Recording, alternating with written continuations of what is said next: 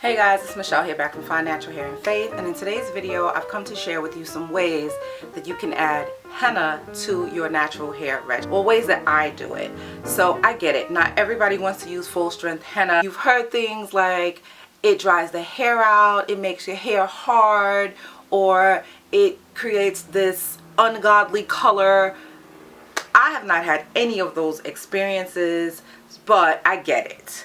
So I've been using henna for many years, probably close to 10 years, before it was even really popular on the web. And I've not made videos that long, but I've been using it in my hair regimen, and I have found that it's very beneficial for fine hair. If you don't want to use a full strength, you don't have to receive some of the benefits of henna. You won't get really the color stain that you would receive from henna if you don't use a full strength, and that's okay, especially if that's not what you want. I particularly like the color stain. It makes really pretty highlights in my opinion, because I have grays sprinkled throughout my entire head, which I do not like. So I kind of like to see this sort of reddish or burnish highlights when I'm out in the sun. If you don't want that and you would like to add henna to your regimen, here are some ways you can do it. For starters, when you're not using a full strength henna and you're using it to add to products so that you can get some of the benefits, you use anywhere from 1 to 2 tablespoons depending on how much henna you are making. It's best to make only enough for what you're going to do. So like if you're doing a henna gloss, that's one way. You would add 1 to 2 tablespoons of henna to a conditioner, and that will give you the benefits of using henna to help strengthen your hair. I meant to take a picture of that because I used it last night, but I'm sorry I didn't, and I didn't want to delay this video any longer. Really Proverbs, she sells this henna hair gloss mix. This is really good, and I have to say I love the ingredients in it. It's not straight henna, so another way you could add the henna to your regimen is to not just do henna, you can do a mixture of herbs that contain henna, and this is one of them. Another one of the products that you could buy to mix into your conditioners to create a gloss is the Napur henna. This henna contains 9 other herbs with it, and those are hibiscus, brahmi, shikakai, jadamansi, neem, methi, which is fenugreek, aloe vera, bengraj, and amla. All of these ingredients are so beneficial for your natural hair, especially if you're trying to go all herbal and not use so many mainstream commercial products. Hibiscus, it adds some shine and silkiness to your hair. It also can deposit some color. So in this product, it doesn't, because it's not hibiscus by itself, but if you used it along with other, just by itself, you would get some reddish highlights. Brahmi is beneficial for promoting hair growth. Shikakai leaves your hair clean and shiny. You could actually use it to create a cleanser. I think I mentioned that in a previous video. Also, methi, which is fenugreek, it helps to strengthen your hair. It conditions it, it nourishes it. The neem in this product helps to fight scalp infection, and it helps to prevent dandruff. Also, the jadamansi helps to prevent graying of the hair. Wish I had found out about that earlier. Amla is good for adding darkness to the hair. It kind of adds some weight to the hair as well. It adds shine and luster.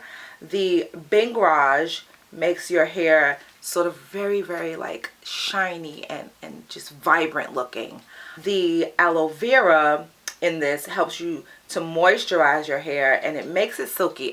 Aloe vera is a great powder to add to your products as well, because it will add some slip to your hair, and it also adds some moisture. But anyway, that's another topic. Another product you could benefit from with getting henna into your hair regimen is the Cornerstone Skin henna.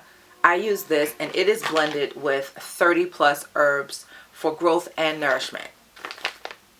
You could use this as a mask where you would mix it. Any of the powders that you use that contain henna can be mixed with things like part water and part aloe vera juice, and you can create a mask without any extra conditioner. But again, you would be receiving the strengthening benefits of almost like a full strength, even though you wouldn't leave it in for as long. Now, when you deep condition your hair with a product that's a deep conditioner and it's had henna added to it, you would leave that in your hair. You would apply it with heat, maybe a plastic cap, and you'd sit under a bonnet or a hot head, something like that, like a wrap, a spa cap that traps in heat. You at least want to leave that in for 30 minutes so that you can get a really good deep conditioning treatment.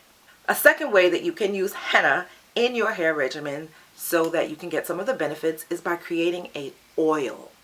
Let's say you have this entire mason jar filled with oil. You would add some henna to it. You could add a lot more than 2 tablespoons, but it's kind of wasteful because you would get an infusion that's going to last you for a really long time since you're not going to use this entire bottle. I started out, and you can see it also starts to stick to the bottom after a while if you don't sift it out. I don't sift it out because then I can get a continuous infusion of the henna into my oil. I use coconut oil, jojoba oil, and grapeseed oil. Or you can interchange with whatever oil you find is beneficial for your hair. Olive oil is also great. I tend to like coconut oil and grapeseed oil and jojoba oil for my hair, but you can also use any oil that you like. It really doesn't matter. It's whatever you're going to use to do your scalp massages. You can use it for sealing your hair. Just bear in mind that if you use it to seal your hair, you want to use a really lightweight oil, in which case I really like sweet almond oil. That works great for sealing, and you could create an infusion with henna with that oil as well. I take this, I put it sometimes in an applicator bottle, sometimes I take a little dropper and just, you know, put it down the parts of my hair, massage my scalp, and I do this sort of like 2 to 3 times a week.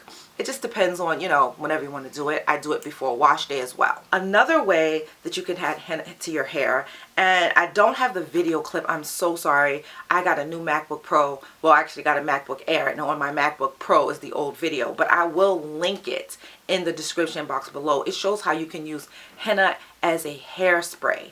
You would create what's called a henna tea spray, and you would take and you would spritz your hair with henna anytime you feel like you need some moisture. But the one thing I would recommend with that is to follow it with something like a leave-in conditioner or a cream, because I have found that when I use my henna tea spray, I don't use it as often anymore, but when I used it, I had to use some like leave-in conditioner sort of over it, because if I didn't, then my hair did feel a little bit dry. The thing about henna is it may make your hair feel dry if you're doing full strength or if you're using it as a spray. Because I recognized it right away and I began to tweak it, I realized that all you need is something to balance out that strength, which is moisture. So you can get your moisture from a creamy product, which I highly recommend, not necessarily a buttery product because it's really heavy for fine hair. But that is it. Some ways that you can add henna to your hair regimen and not have to worry about color deposit or dryness. Another way you can add henna to your hair regimen is to actually add a little bit of it to a cream. If you create your DIY whipped creams like shea butter mixes or mango butter mixes, any kind of hair butter that you whip into a cream, which I highly recommend because the butter by itself can be too heavy. What is great is you could add just a little bit of henna to that cream, stir it in really well, and just allow it to sit. I'm going to create a video on that the next time I create a DIY whipped butter. I really don't need it right now because I have so many products I'm trying to use. Alternatively, you can add a little bit of henna, I would say a teaspoon, to a portioned out amount of one of your favorite hair creams. I love the Main Choice hair products. I have the moisturizers by them, the spray and the cream. You could portion out a little bit of cream and add like a teaspoon of some henna to it, mix it up, store it in a separate bottle. I wouldn't add it to the full packaging. Well, you couldn't do that in that because it's a tube anyway, but I would not add henna to a full-size jar of something. If anything, I would portion out a certain amount and then add a teaspoon, no more than a tablespoon of henna to your moisturizing hair creams. Another product I really love is Camille Rose Naturals Style Setter. Adding a little bit of henna to that, I would only add a teaspoon, is so beneficial. I know some people don't like coconut oil, but Coconut Water Style Setter by Camille Rose is not like coconut oil. It's so very different. I feel like it's very moisturizing to the hair, and you could add a little bit more strength by adding just a little bit of henna to it. I will do a video on that as well. I probably should have did that video and then added it to this video so you could see, but it's no big deal. I think you understand what I'm saying. We're all bright, right?